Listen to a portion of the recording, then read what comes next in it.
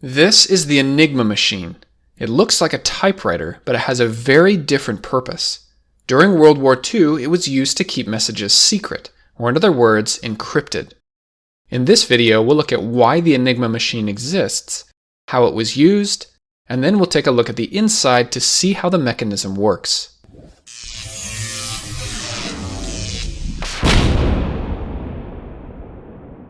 This video is sponsored by Brilliant, a fun and interactive way to learn math and science. Towards the end of this video, we'll take a closer look at their website and app. While making this video, I had a lot of help from enigmamuseum.com. These guys took apart an actual Enigma machine and showed me what's on the inside, behind the panels, all the inside wiring, and how each mechanical piece works. This would have taken a lot longer to 3D model and animate without their help. So big thanks to enigmamuseum.com, and now let's get to some animation. To really understand the Enigma machine, we need to understand something called encryption. Let's use an example. Say we have two friends, Alice and Bob. Alice wants to send a message to Bob. However, Alice doesn't want anyone else to be able to read this message, such as Eve. Just as an example, we'll keep the message really simple. Alice will need to scramble the contents of the message. This is called encryption. It looks like a bunch of random letters, and if Eve gets a hold of it, then she won't be able to understand it. When the message gets to Bob, he needs to unscramble the message. This is called decryption. Now he can read the original message. Alice and Bob need to agree on a way to encrypt and decrypt their messages. A real simple way to do this is called a Caesar cipher. This involves shifting all the letters in the message 3 spaces to the right in the alphabet. So an H becomes a K, an E becomes an H, an L becomes an O, an L becomes another O, and an O becomes an R. Now the message looks like gibberish, a bunch of random letters. When Bob gets the message, all he has to do is take each letter and move it back 3 spaces. This will give him the original message so he can read it again. Now Eve in the middle, as long as she doesn't know how the messages were encrypted, she won't be able to read any one of them. During war, encryption is extremely important. Commanding officers need to be able to get messages out to the troops on the battlefield, but they don't want the enemy to be able to understand these messages. Nowadays, encryption is performed by computers, but this wasn't always the case. The Enigma machine was used to encrypt and decrypt messages. You can think of this as a very sophisticated letter scrambler. It was invented in the early 1900s, and then most famously, it was used by the German military in the 1930s and throughout World War II. This is the keyboard with 26 letters. And this is the lamp board, which also has 26 letters, but these letters can light up. Each time you press a letter on the keyboard, a letter on the lamp board lights up, but it will always be a different letter than the one that was pressed. There are usually 2 people involved when the machine is used, one person to type in the letters and another person to write down the letters that appear on the lamp board. Let's use our example from earlier. Type in each letter and write down the letters that appear on the lamp board. Now we have our encrypted message, the scrambled letters that nobody can read. This message is sent usually by radio using Morse code. The person who receives this message also has their own Enigma machine. To decrypt the message or unscramble it, they type in the letters on the keyboard and write down which letters appear on the lamp board, and out comes the original message. The Enigma machine was used for both encryption and decryption. The person sending the message needs a machine, and the person receiving the message also needs a machine to be able to read it again. So how does the Enigma machine know which letters to give you? Maybe you press an A and out comes an H. How does it do that? Well, part of the answer is electricity. Let me show you a simple example. We have a battery, some wires, and then something that uses electricity. In this case, a light bulb. This is called a circuit. It's a closed loop for the electricity to flow. But if there's a break in the wire, then the light bulb turns off. If we put a switch in here, now we can easily turn the light bulb on or off. There has to be a complete path for the electricity to flow. Now let's add another path, one more switch and a light bulb. Now we can turn on 2 different light bulbs. Depending on which switch we turn on, there's a different path through the wires. We could expand this even more. more switches, and more light bulbs. Now, this is predictable. We know which switch goes to which light bulb. But what if we scramble these wires? Now, the switch for the letter A turns on the letter C light bulb, and the C switch turns on the B light bulb. This idea of scrambling the wires, that's how the Enigma machine works. Let me show you on the real thing. The battery is inside in the top right-hand corner of the machine. The keyboard has 26 keys.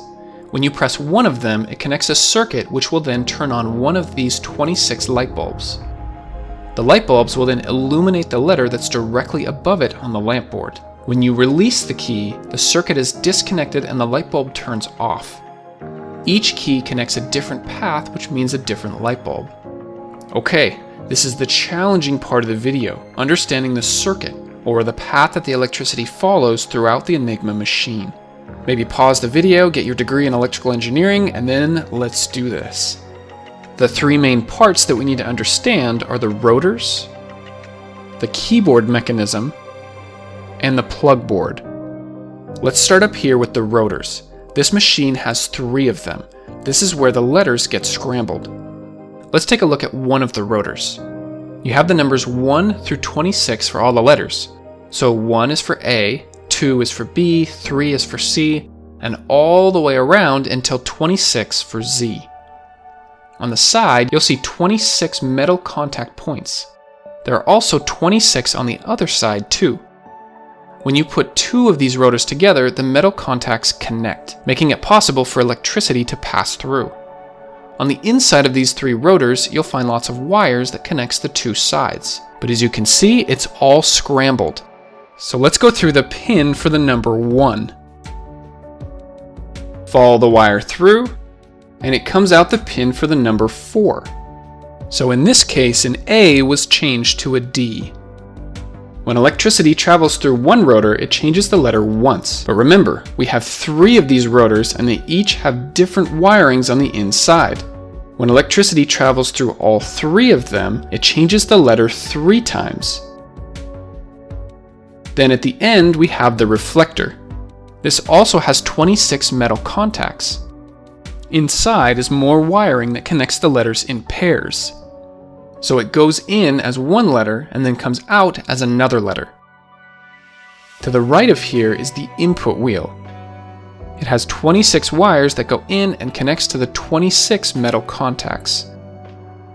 Let's put this all together. Electricity flows through one of the 26 wires. Let's say the wire for the letter Y. Then it gets changed to a different letter at all 3 rotors. Then it hits the reflector, which again changes the letter. And then it goes back through the rotors again, which changes the letter 3 more times.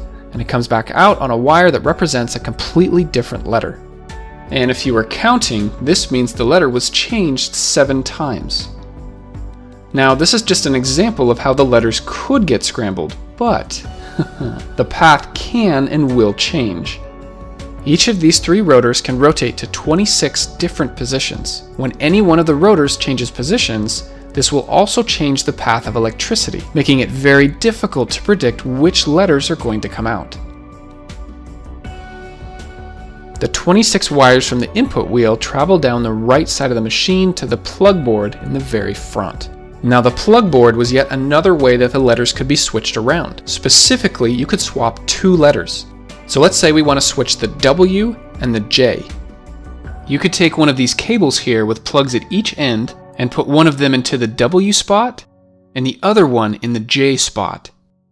On the back side of the plug board, you can see the individual wires going into the tops of each socket and then out to the bottom of each socket. Let's take a closer look. This is the plug board socket for the letter O. If nothing is plugged into it, the electricity flows in through the top, then through the shorting bar, and then out through the bottom. This means that the plug board didn't change the letter. It came in as the letter O, and then it came out as the letter O. When a plug is inserted, it pushes up the shorting bar so it doesn't connect anymore. Now the electricity flows in through the top, out through the top pin of the plug, then through the cable, and out through the bottom on the other side. What came in as an O now comes out as an E. Oftentimes, they would use up to 10 of these cables. Notice how a few of these letters are still left without a plug. Let's take a look at the keyboard mechanism. Each of these keys is connected to a long stem beneath it. They have springs that push them back up when you release the key. The last row of keys have the springs connected at the top. Right next to all of these keys, most of the space is taken up. These are the 26 key switches. These switches are a little bit more complex than just the on-off switches that we saw earlier. Let's take a look at just one of the switches. This one is for the letter P. The switch has 3 different copper-colored tabs.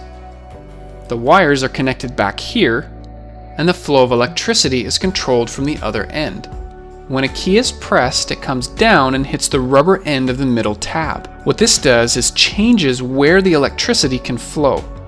Before a key is pressed, the top 2 tabs are connected, and after the key is pressed, the bottom 2 tabs are connected. There are 26 key switches, and here's all the wires that are connected to them.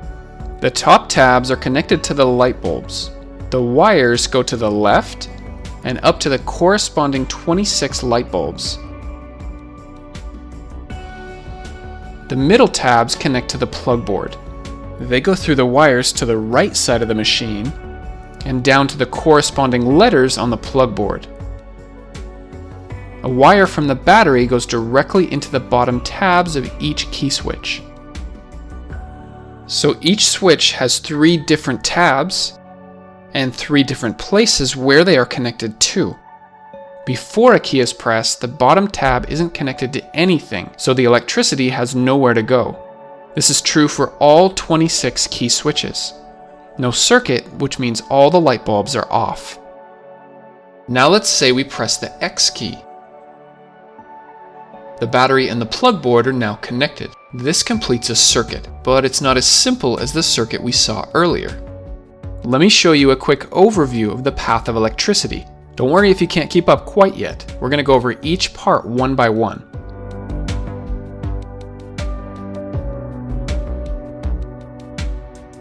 Let's take a closer look at each step. Electricity flows from the battery to the bottom and then middle tab on the switch for the letter X. Then it goes directly to the plug board, and in this case there's nothing plugged in for the letter X, so it comes back out as the letter X, up the side and into the input wheel, then through 3 rotors, the reflector, and then back through the rotors again, changing letters at each step of the way. What started as the letter X is now the letter K. Now we come back to the plug board for the second time. The letter K is swapped with a C. So in through the letter K, through the cord, and then out for the letter C.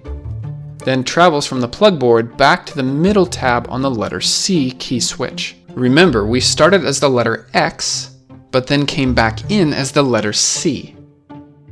Then it goes out the wire of the top tab and up to the letter C light bulb.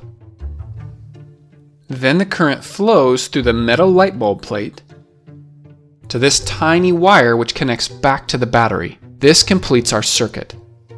As soon as the key is released, no more circuit and the light bulb turns off. So just to recap, once a key is pressed, electricity goes from the battery to whichever key switch was pressed, then the plug board, rotors, then back to the plug board, then the key switch for our new scrambled letter, then the corresponding light bulb, and then back to the battery. The letter is changed 7 times at the rotors, and then possibly 2 more times at the plug board. Remember that the letter isn't always changed when it goes to the plug board. Okay, the electric circuit was the hard part of the video. If you made it this far, we're doing good, but there's a little bit more that I want to show you. Each time a key is pressed, you'll notice that at least one of these 3 rotors will turn. Press a key, rotor turns. Press a key, rotor turns. This means that if you press a key twice, you'll get 2 different letters. In fact, if you keep pressing the same letter, a different light turns on every time. This is what made Enigma so powerful. The code was always changing, so it was hard to predict which letters were going to come out. The way these rotors spin is completely mechanical. No electricity needed for this. Even if the battery was taken out, pressing one of these keys would still turn the rotor. On the bottom of the machine is a large metal plate called the actuator bar. It works like a seesaw or a teeter-totter. Pressing any of the keys pushes it down on this side, which pushes it up on the other side. Around the back side is where the magic happens. This uses a ratchet and pawl mechanism. This is the ratchet gear, and this small piece is the pawl. When the pawl is pushed up, it spins the rotor and then comes back down. You can see how this would spin it in only one direction. This up and down motion will keep spinning the rotors, one slot each time. The next two rotors work a little different. Let's take a look at the second one. Most of the time, the pawl can't make contact with the ratchet gear teeth. It's blocked by an edge around here on the first rotor. The first rotor has a tiny notch around the side here. When the rotor spins, the notch travels around the edge. Watch what happens when it comes up again on the other side. The pawl will fit right into the notch and the second rotor is allowed to spin, but just once. The next time it will be blocked again and only the first rotor is allowed to spin. That edge on the first rotor has to go all the way around before the second rotor is allowed to spin again. This will happen once every 26 key presses. The same thing with the third rotor. There's another edge on the second rotor that has to go all the way around before the third one is allowed to spin. Last but not least, we have the three levers on the very back with index wheels at the very end.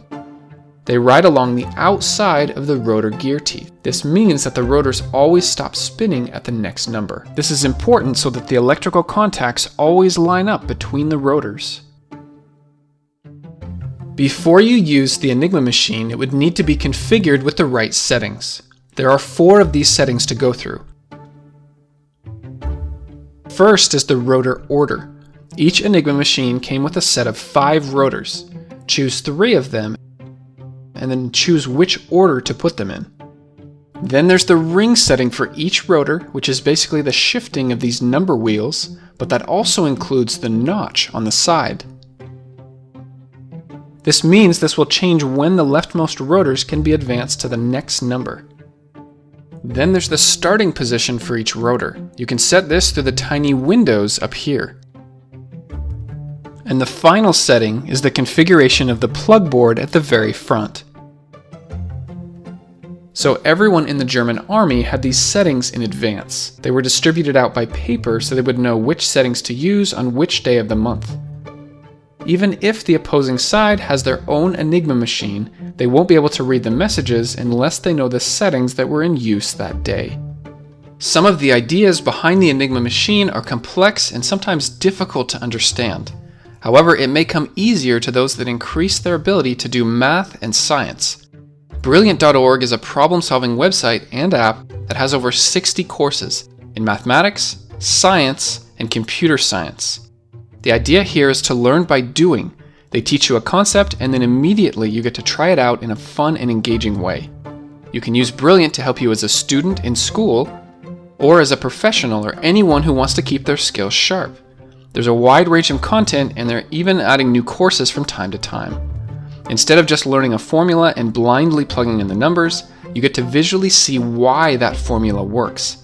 There's nothing quite so satisfying as when that light bulb goes off in your brain. I like Brilliant because it shows that learning can and should be fun. You can sign up for free by going to brilliant.org/JaredOwen. Also, the first 200 people will get 20% off their annual premium membership.